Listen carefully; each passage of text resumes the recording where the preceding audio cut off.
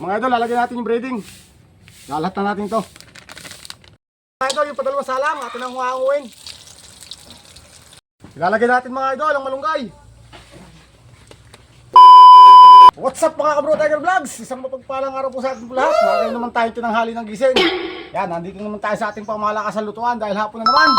So for today's video, tayo magluluto na naman ng ulam. So meron tayo dito na inihalbos na napuwit ng manok, puso at saka butse.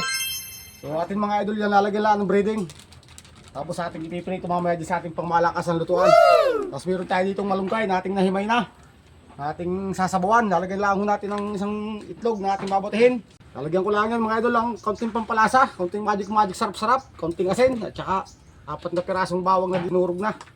So ano pang ginagawa natin? Let's go! Yun mga idol, bago natin ito iprito. So lalagyan muna natin ito ng lime o dayap. Pipigan natin. 2 pirasong dayap lang ilalagay ko dito.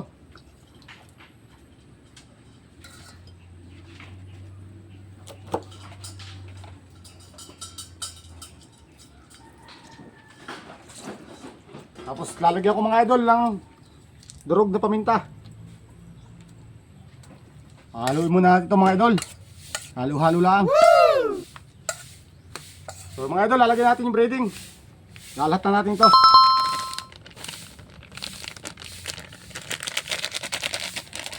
Lalagyan ko pa ito mga idol ng konting cornstarch.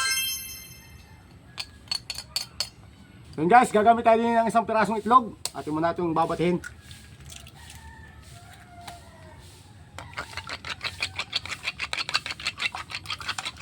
So yun guys, atin nalalagay. Tapos ating hahalo-haloin ng konti. Ayan.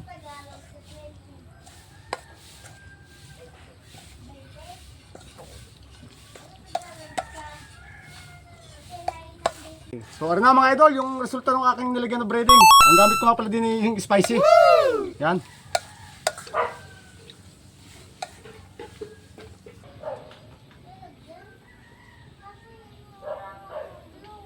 So ano na mga idol, dahil last book na naman ating pangmalakasan lutuan. Sasalang na ho natin yung ating pangmalakasang kawali. Tayo magtitrito na. So ano na mga idol, mainit na ho ang ating kawali. Lalagyan ho natin ng mantika. O siyempre mga idol, pag mainit ang mantika, ay tayo magsasala na natin ipiprito. Ayan.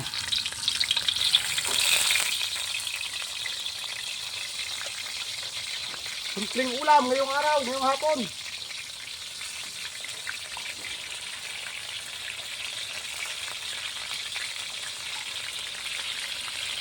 Yan. So rin na mga idol, luto na yung unang salang at pinangahanguin.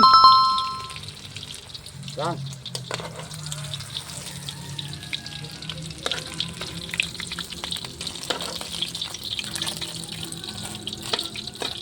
Padalawang salang mga idol.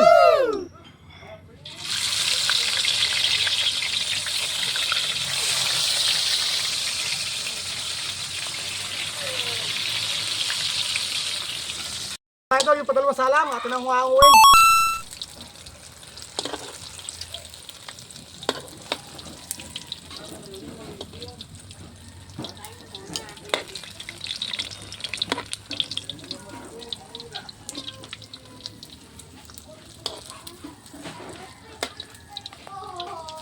Bro Tiger Vlogs, sarin na ho yung huling salang, atin ang huwanguin. Yan.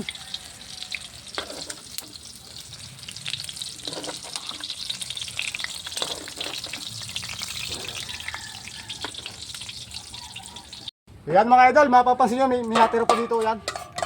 Atin na rin yung lalagay din, sayang ho rin.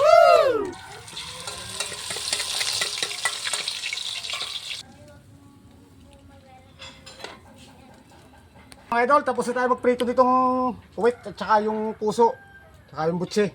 So, magluluto naman tayo ng nilabog na malunggay. Nalalagyan lang natin ng isang pirasong itlog. Yan guys, so lalagyan natin muna ito ng salalay. Para hindi masyado mangitim yung ating gagamitin kaserola. Yan.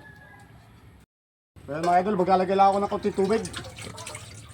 Para naman may sabaw.